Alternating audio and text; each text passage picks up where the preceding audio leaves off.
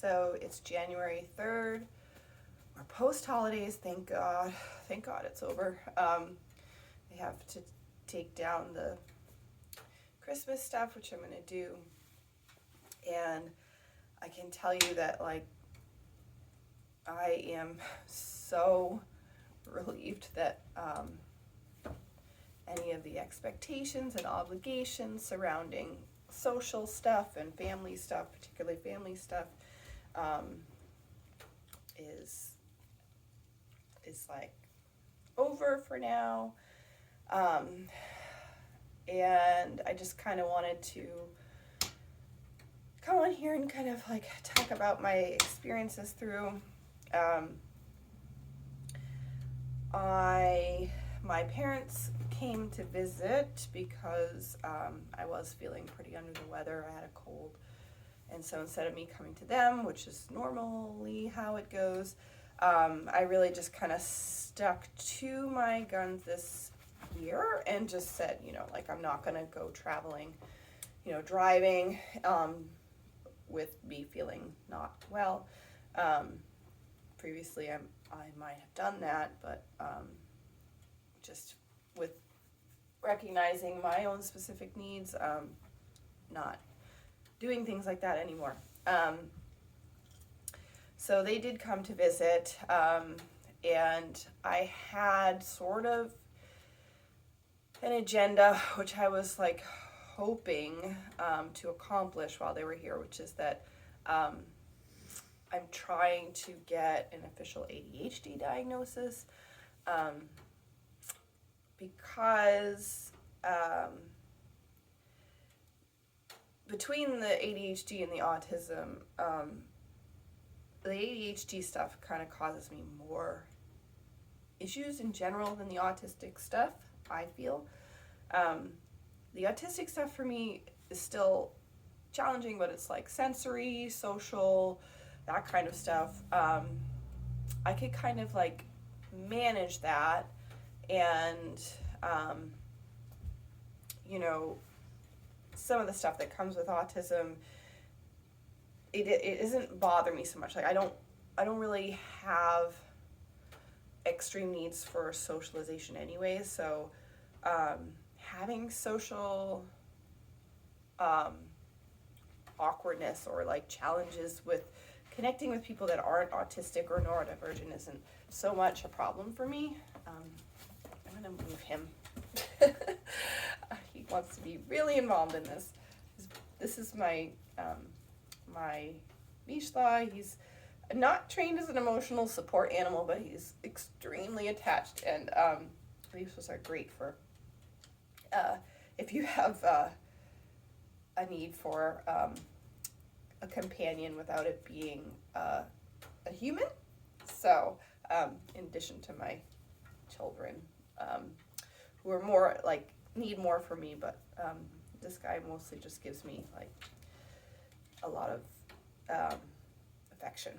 So anyways, so my ADHD stuff does kind of challenge me more than my autistic stuff. That being like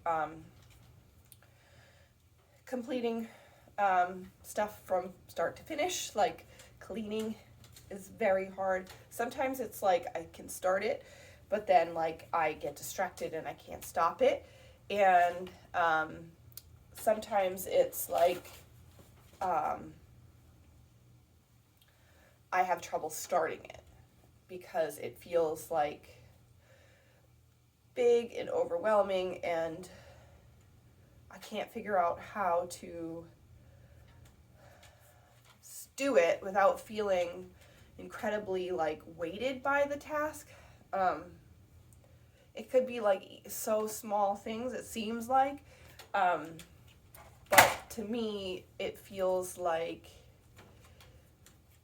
a lot of demand to complete the task. So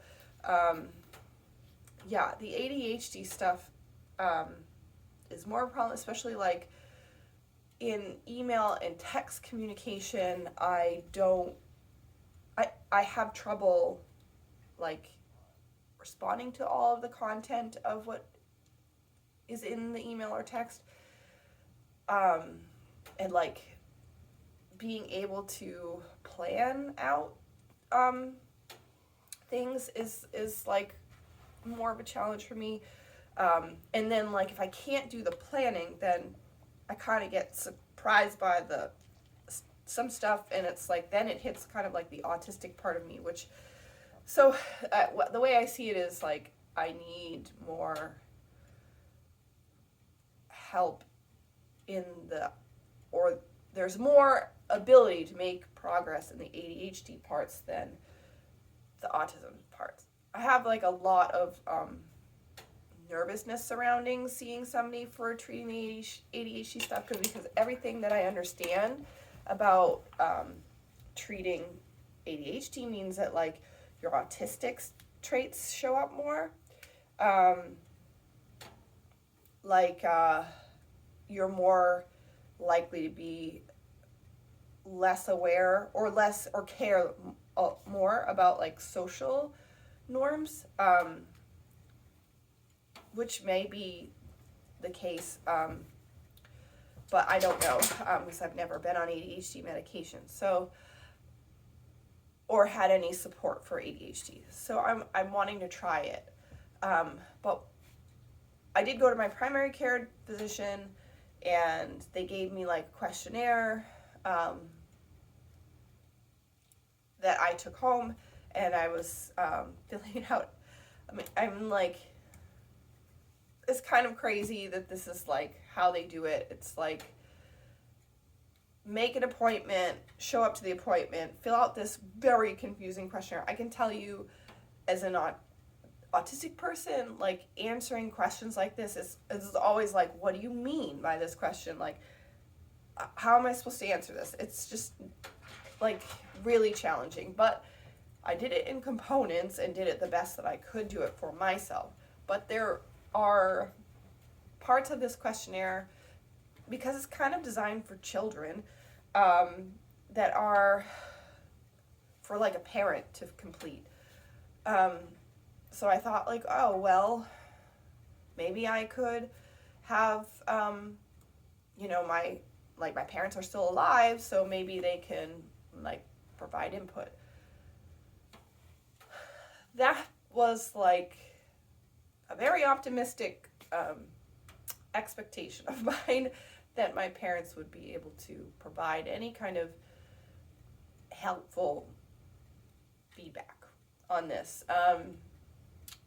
I sort of like really waited until like all of their required, they have these like things that need to be done, like when they come and visit, or like expectations that they have, or like this introductions, like exchanges of niceties, and like the food preparation and the eating together as a family and all this stuff. It's like a expectations of like what a visit here would be like. My children are interesting in that they don't really always comply to the expectations of my parents, because I don't enforce it. If they want to socialize, they can socialize. If they feel like they need time to recalibrate, I don't even say anything. They just know. They just go to their rooms, they do what they do, and they come back. And this to me is how it should be. That is how people should treat each other. There's a lot of autonomy, a lot of room for whatever you need to do to take care of yourself. And as long as you're not directly harming somebody else, I have zero expectations of how socialization is supposed to happen in my household. That is not the case with my parents. They are hierarchical. They expect the children to comply and be available for meeting, what their needs or what they expect things how to be.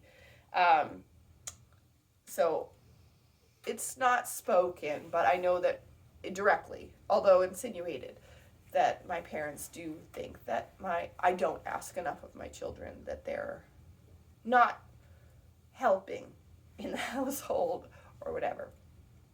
I know better than this. I know that my children do help, but they help on their abilities and in the ways that they know how to help. I sometimes request things of them. Like express that I may be having challenges with some things, and it would be helpful if they could help me.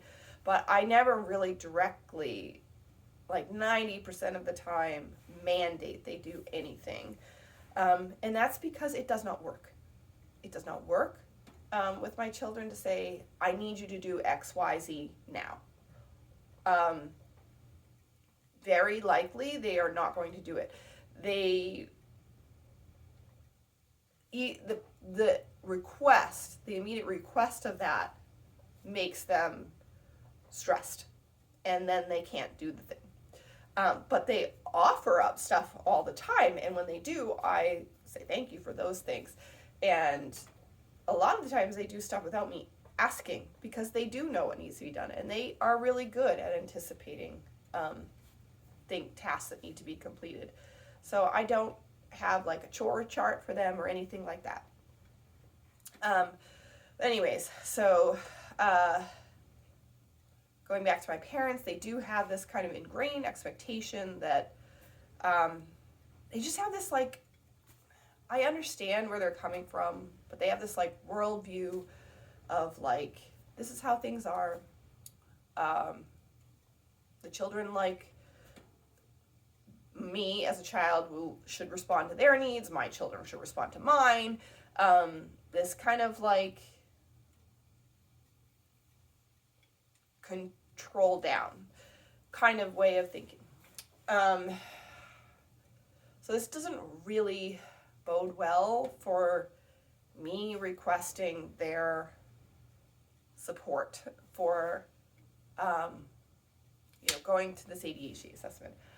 I brought the questionnaire out after all of those, dinner and whatever was completed, and I was like, and this was like hard, but I was like, I'm going in for this assessment. There's some questions that it would be great for if I could get your feedback on. My father just left the room. He avoided the whole thing altogether. That was his strategy, which, whatever, it works, for him. And my mother just opened the thing and was like, I don't know why do you think there's something wrong with you? There's nothing wrong with you. She went through the questionnaires and was like, never were these an issue. I don't know. I don't remember anything about this. But then she would throw in things like, your sister is just like this.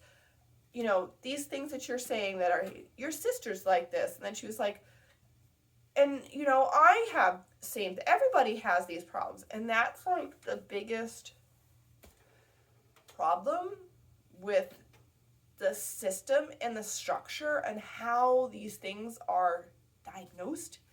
And so just it just illuminates my complete frustration with the way that the medical system approaches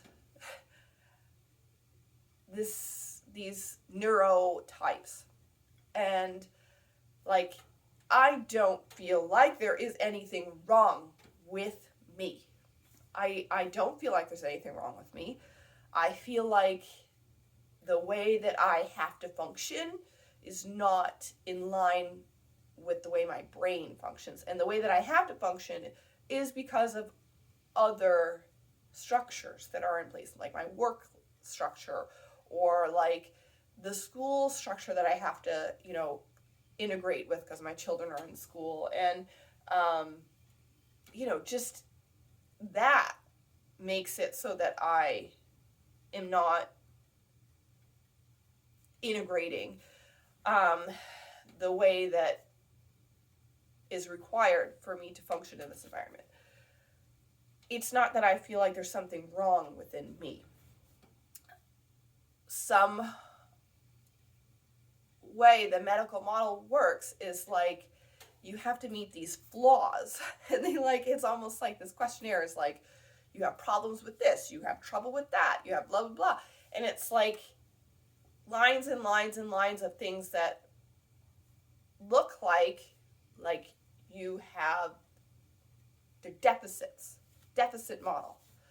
And the problem is that even if we were okay with like the deficit model of diagnosing these things,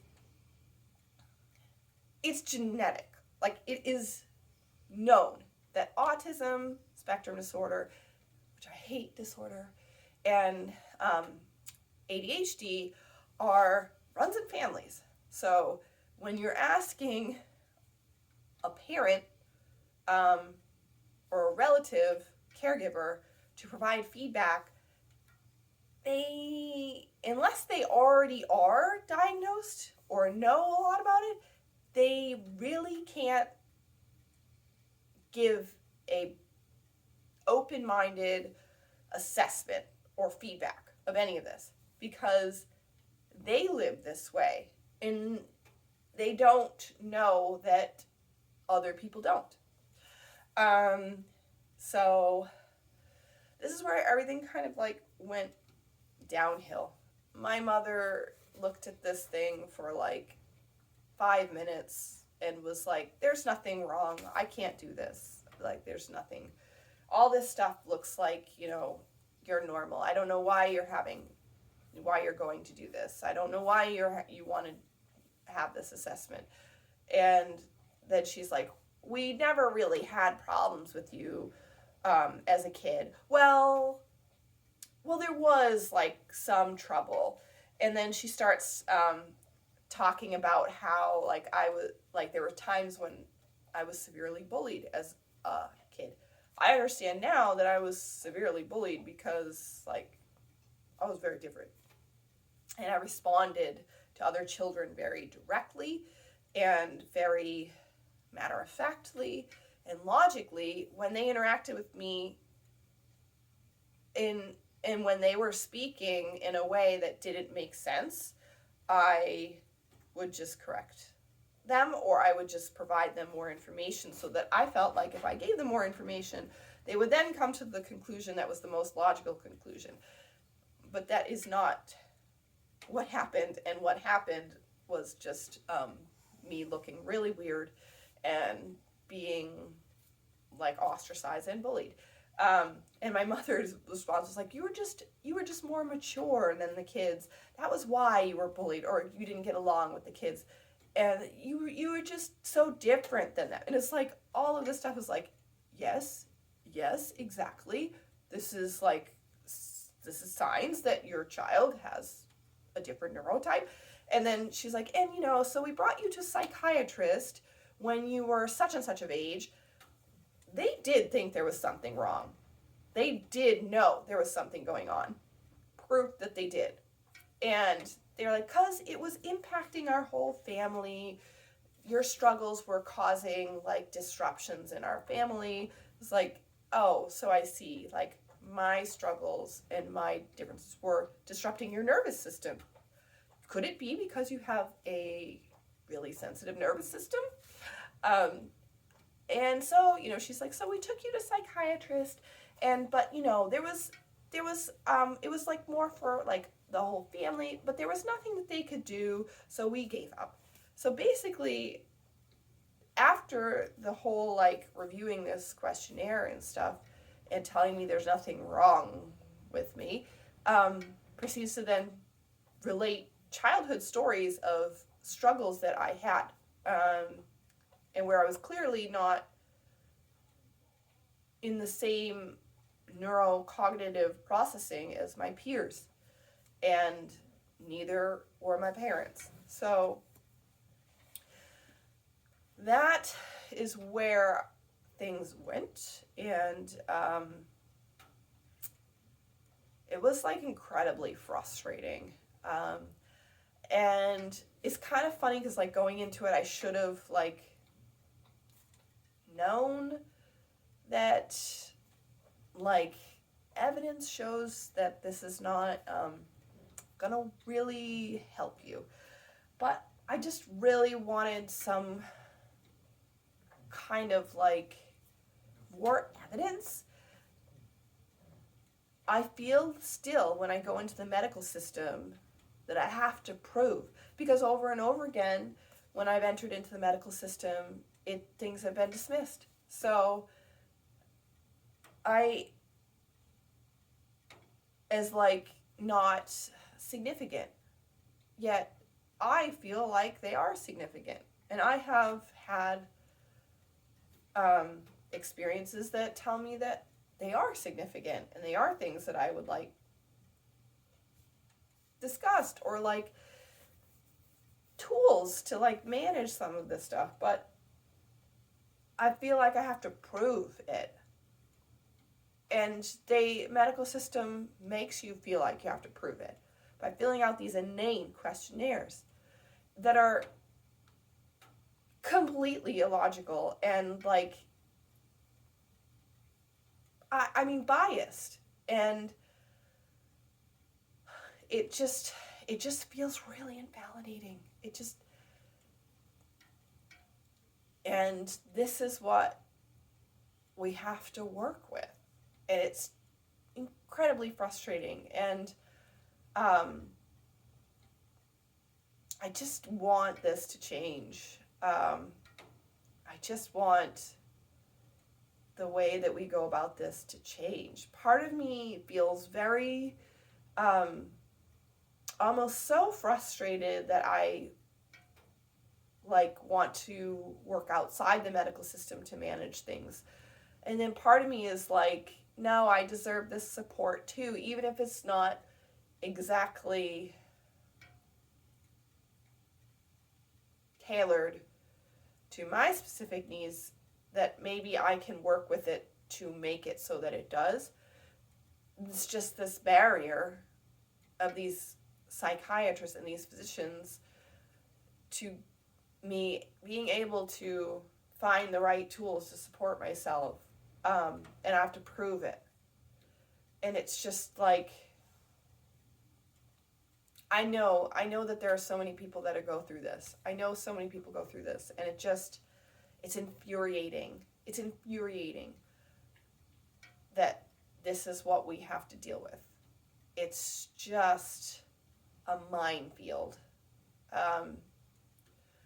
And I just have to think that like I am a fairly high